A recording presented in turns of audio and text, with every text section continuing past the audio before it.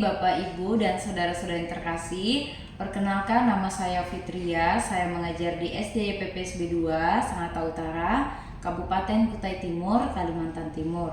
Saat ini saya merupakan salah satu mahasiswa PPG batch 4 tahun 2025 dan berada di LPTK Santoyo Kobus Merauke.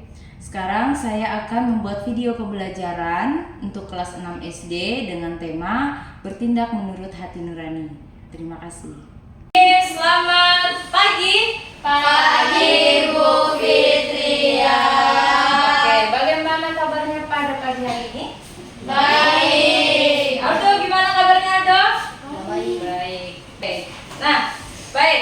Sebelum kita mulai kegiatan pembelajaran kita hari ini dengan berdoa, kita berdiri dulu. Kita mau bernyanyi.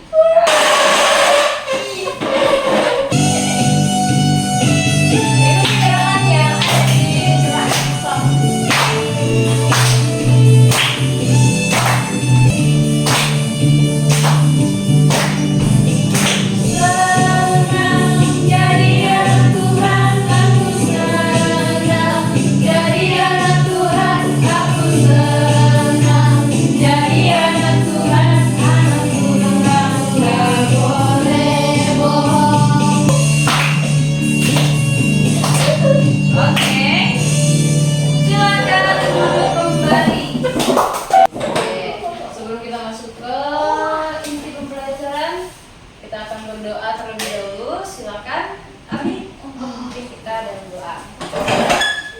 Ayo kita berdoa.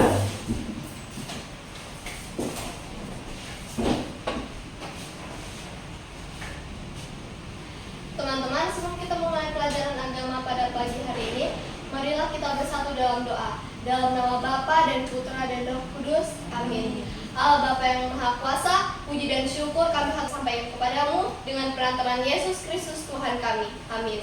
Dalam nama Bapa dan Putra dan Roh Kudus. Amin. Terima kasih Abi. Oke, Ibu akan absensi dulu, akan melihat data di kalian dulu. Silakan yang hadir bilang hadir. Oke, Abi. Hadir. Novlin. Hadir. Kevin. Tidak masuk. Kevin kenapa tidak masuk? Sakit. Oke, kita doakan semoga lekas sehat ya. Abel. Hadir. Aldo. Brian. Hadir. Niel. Hadir.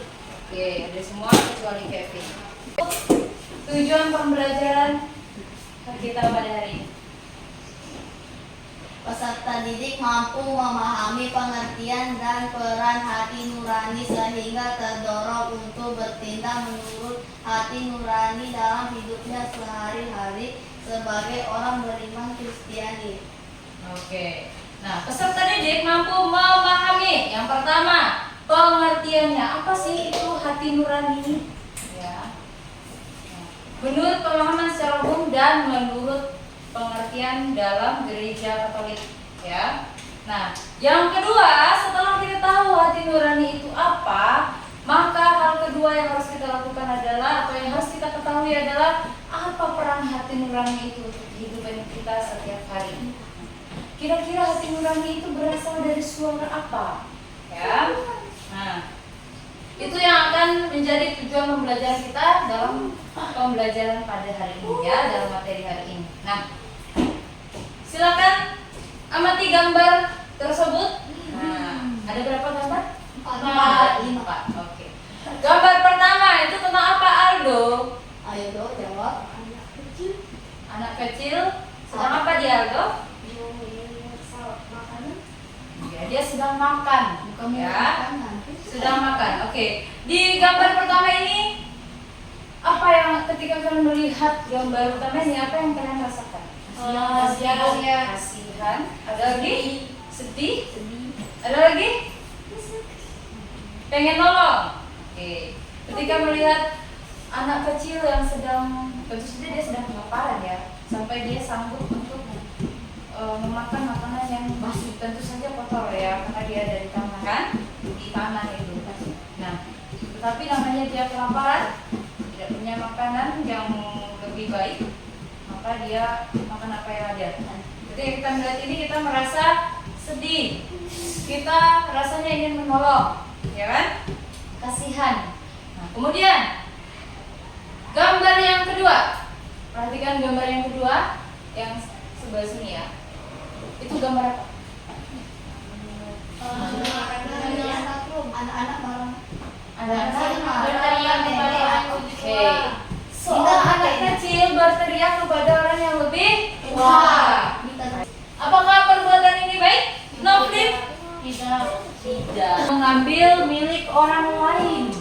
Apakah tindakan ini termasuk tindakan yang baik? Tidak, Abi. Tidak. Kenapa tidak, Abi? Karena dia mengambil milik orang lain, tapi hak orang lain jadi orang Dia mengambil milik orang lain, mengambil hak orang lain. Nah, kalau ini kita kaitkan dengan 10 perintah Allah, dia masuk ke perintah Allah yang mana? 8, 10, Kan? 10, Ke mana? 7. Jangan Ketujuh apa bunyinya? Jangan mencuri. Jangan mencuri. Ada lagi yang lain? 8. Jangan mengingini milik sesama secara tidak. Itu 10. Ayo. 1. Jangan Apa? mengingini milik sesamamu. Itu nomor berapa? 10. Nomor 10. Jangan mengikuti milik sesamamu secara tidak adil. Tidak adil kenapa? Karena si pemiliknya nggak tahu, ya tidak ada kesepakatan di sana ya udah ya. Nah. Kemudian gambar yang terakhir. Gambar apa itu? Seorang anak yang sedang memberi uang kepada Oke. Yang membutuhkan. Gambar seorang anak kecil yang sedang memberi sesuatu kepada nenek-nenek ya, atau secara umum orang yang membutuhkan. Ada gambar keempat itu tentang memberi, berbagi. Apa ya? Baik sekali hati bocil ini. Anak kecil ini punya hati yang baik, walaupun dia mau berbagi. Ya. Untuk orang yang mau. Oke. Nah. Dari keempat gambar ini bisa kita simpulkan bahwa ada perbuatan baik dan ada perbuatan yang tidak baik. Ya. Ketika kita sudah bisa menentukan mana yang baik dan yang tidak, itulah peran dari hati nurani. Ya, itulah suara hati nurani yang kita dengarkan. Kemudian ketika kita melihat orang yang sedang kesusahan atau melihat seorang anak kecil yang memarahi neneknya, kita tahu mana yang baik dan yang tidak. Kita punya perasaan empati. Kita punya suara hati yang mengatakan, aduh ini kasihan sekali, aku mau menolong dia. Nah itu suara hati ya. Sekarang mari kita buka buku paketnya. Kita akan membaca satu cerita. Kita akan melihat bagaimana peran hati nurani atau suara hati dari si Edo dalam peristiwa yang dia alami. Oke? Seperti biasa membacanya per paragraf. Mulai dari silakan Bel. Edo adalah seorang siswa kelas 6. Ia sekolah di sebuah bantu ibunya. Edo sesekali bermain bersama teman sudah dekat. Untung kegiatan belajar di sekolah belum dimulai. Edo pun segera menuju kelas untuk mempersiapkan pelajaran hari itu.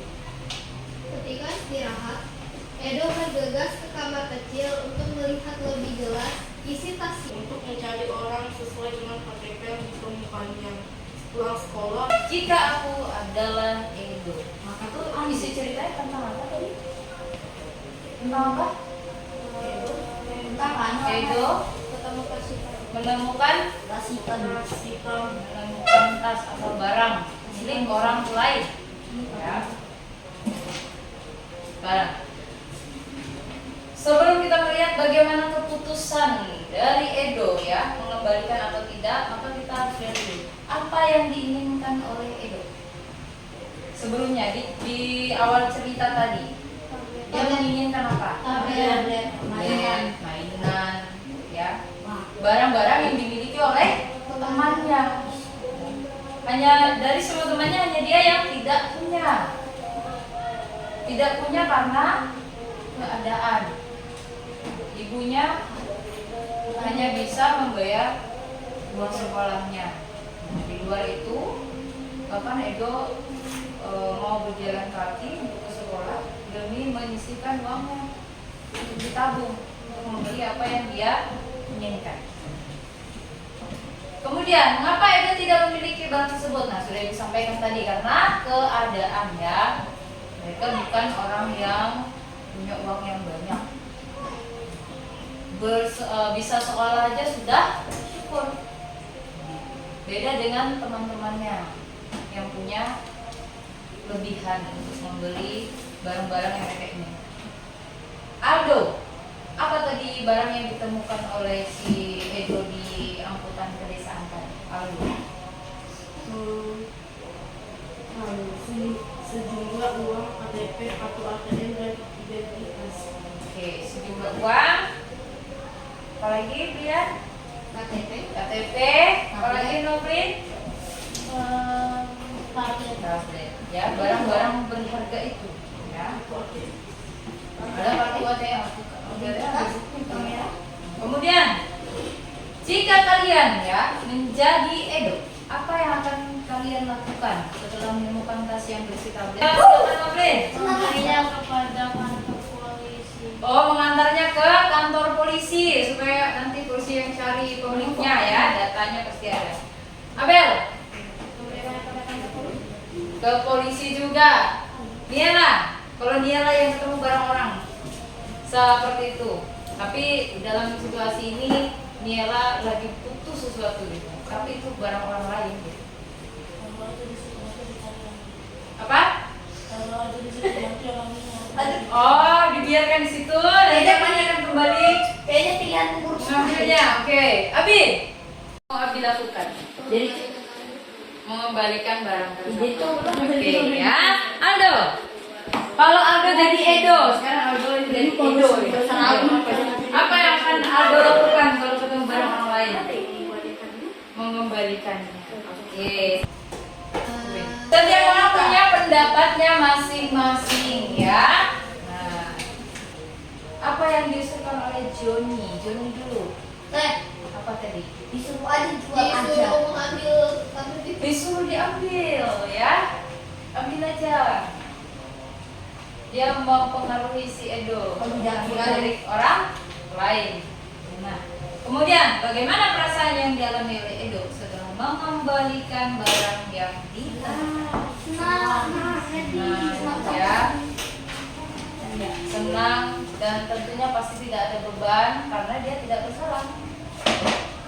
Karena dia juga senang karena dia bisa mengembalikan barang orang lain, dia bisa menolong orang lain yang sedang kehilangan. Sekarang silakan Novlin, silakan dibaca. Dalam arti luas, hati nurani itu apa sih? Hati nurani diartikan sebagai kesadaran akan adanya kewajiban. Hati nurani merupakan kesadaran moral yang timbul dan tumbuh dalam hati manusia. Oke, dalam arti yang luas, secara umum ya, hati nurani diartikan sebagai kesadaran. Kesadaran seperti kita tahu, ya. Kita tahu, kita paham. Oh aku harus melakukan ini. Kemudian ini kesadaran moral, berarti berhubungan dengan sikap kita, ya, sikap hidup kita yang tumbuh dalam hati manusia. Jadi manusia saja yang punya hati nurani untuk memilih mana yang baik dan yang tidak. Manusia punya suara hati nurani untuk mengetahui mana yang baik dan yang tidak. Dalam arti sempit, silakan Abel. Hati nurani merupakan penerapan kesadaran moral dalam situasi nyata. Tugasnya yaitu menilai suatu tindakan manusia menurut baik dan buruknya. Singkatnya, hati nurani. Oke, nah dalam arti yang lebih sempit lagi atau lebih detail lagi, hati nurani itu untuk mengetahui hal yang baik dan buruk. Nah, menjadi hakim. Pernah nggak kamu ketika melakukan kesalahan, kemudian kamu tidak mengakui kesalahan, apa yang kamu rasakan? Yang jahat dan memanggil manusia melakukan kebaikan. Hukum itu ditanamkan oleh Allah sendiri. Jadi ketika hati nurani itu menentukan sikap baik dan buruk kita, menentukan bagaimana perasaan kita setelah melakukan keputusan atau mengambil keputusan baik dan tidaknya, itu adalah suara Allah itu sendiri. Oh, aku bisa yang menuntun kita untuk menyadari perbuatan kita baik atau tidak. Ya, Brian? Nah, kalau dari dokumen gereja sendiri, hati nurani itu menuntun kita pada hal-hal yang baik dan menjauhi hal yang jahat. Bagaimana caranya supaya hati nurani kita ini gampang kita dengar dan tidak salah salah dengar suara hatinya? Bagaimana caranya menurut kalian supaya suara Allah itu terdengar dalam hati kita ini? Caranya gimana? Berdoa itu hal yang paling utama. Berdoa, minta bimbingan Roh Kudus, ya. Kemudian selain berdoa, ke gereja, aktif di kegiatan gereja supaya bisa melakukan hal-hal positif, ketemu orang-orang, ya, bisa saling membantu di sana, dapat pengetahuan yang baru, yang baik. Nah, itu melihat kebiasaan-kebiasaan yang baik. Nah, selain itu, baca kitab suci tentu saja, ya, karena itu adalah salah satu sumber iman kita. Bagaimana kita mengatakan bahwa kita pengikut Yesus kalau kita sendiri tidak pernah membaca kitab suci? Padahal segala sesuatu yang diajarkan Yesus ada di dalam sana, ya. Nah, kemudian kita akan mendengarkan, ya. Nanti akan Ibu bacakan bagaimana kalau yang tadi itu tentang Edo, sekarang tentang Petrus. Pernah mendengar cerita? Petrus menyangkal Yesus ada dalam Injil Lukas bab 22 ayat 54 sampai 69. Apa yang kira-kira menjadi pertimbangan Petrus menyangkal Yesus? Kenapa kira-kira si Petrus ini menyangkal Yesus? Merasa takut. Dia takut ditangkap seperti Yesus. Ya. Kemudian berapa kali tadi Petrus menyangkal Yesus? 3 kali. Abel, mengapa Petrus menangis dan merasa sedih? Karena dia menyesal. Untuk materi hati nurani ini, apakah ada pertanyaan? Baik dan buruk yang membantu kita untuk mengetahui ini perbuatan baik atau enggak. Nah, ini pikiran baik atau tidak? Ini keputusan benar atau enggak? Nah, setelah melakukan tindakan tersebut atau sudah mengambil keputusan, hati nurani itu akan menghakimi kita. Ya, kalau hati kita merasa damai, berarti keputusan yang kita ambil tadi udah benar. Berarti berasal dari suara hati nurani kita, suara Allah. Tapi kalau kita merasa ketakutan, gelisah, atau merasa menyesal, berarti keputusan kita belum tepat, ya.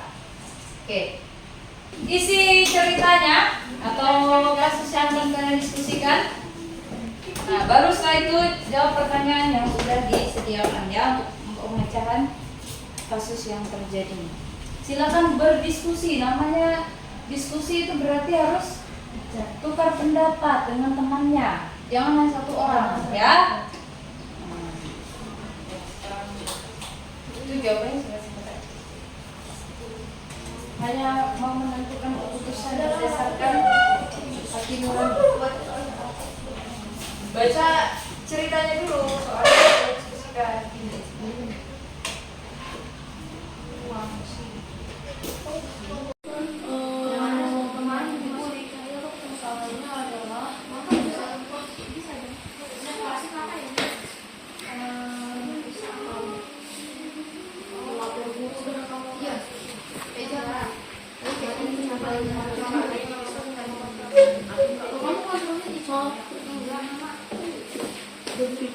Sudahkah Bapak tahu?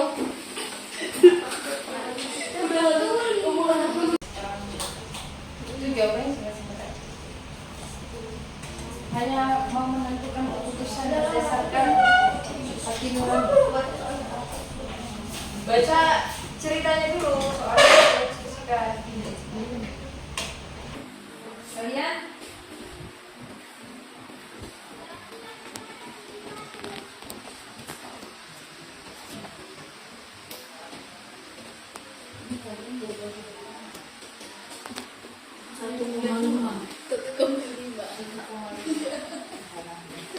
Udah, ayo lanjut. Menurut kelompokmu apa yang dikatakan hati nurani Maria? Jadi jawabannya pasti ada di sini. Hati nurani adalah apa? Oh, jelas sekali itu ya. Tinggal dibaca baik-baik.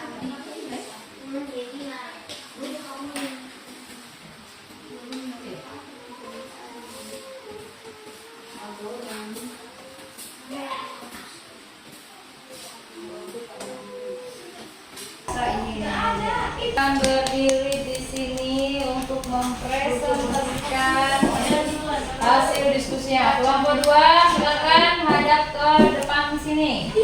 Kalau kalian ada pertanyaan dan masukan mau menambahkan jawaban mereka, boleh ya, boleh sekali. Oke.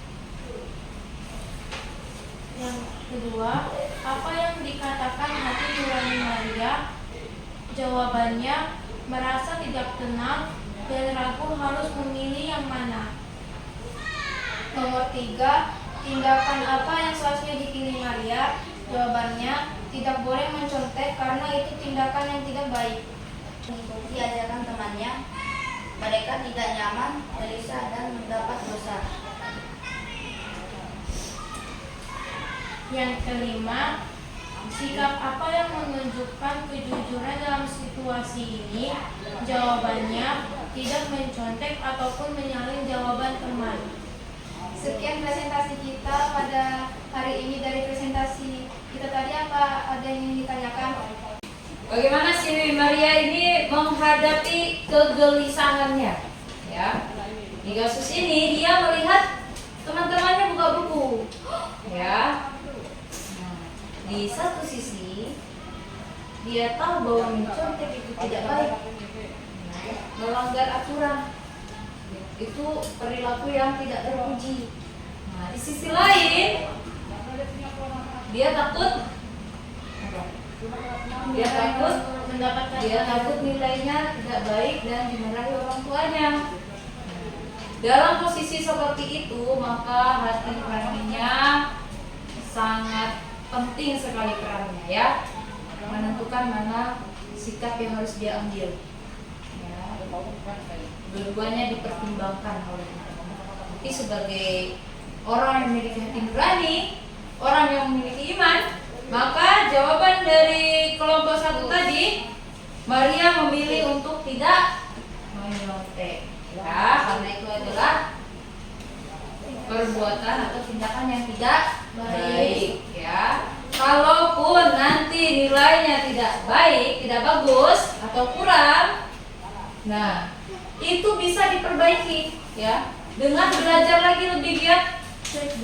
Dan kedepannya kalau ulangan lagi dia bisa menjawab soal dengan baik. Tetapi kalau dia tidak jujur, memilih untuk menyontek, apa kira-kira yang akan dia alami? Kegelisahan. Dia akan gelisah seumur hidup, ya, karena dia tahu bahwa itu perbuatan yang tidak baik. Apalagi kalau ketahuan sama orang, ih kamu nyontek, meskipun nilainya 100. Apalagi kalau diketahui sama orang, dia akan dikucilkan, diejek, ya, akibatnya sangat banyak. Nah, itu akan membuat kedamaian di hatinya hilang. Maka lebih baik memilih untuk tidak menyontek, meskipun misalnya nilainya akan kurang, tetapi nilai kejujuran itu yang paling penting. Oke? Terima kasih untuk kelompok 1. Kita berikan plus. Berikan. Ya, silakan dulu. Silakan kelompok. Teman-teman, kami dari kelompok Santo Fransiskus Assisi akan menyampaikan hasil analisa kasus kami terkait dengan kasus bullying. membela dan menolong Anda, tetapi Maria merasa takut. Bagian B. Sikap apa yang seharusnya dilakukan oleh seorang murid Yesus dalam kasus ini? Jawabannya, sikap yang seharusnya dilakukan oleh seorang murid Yesus dalam kasus ini adalah saling mengasihi.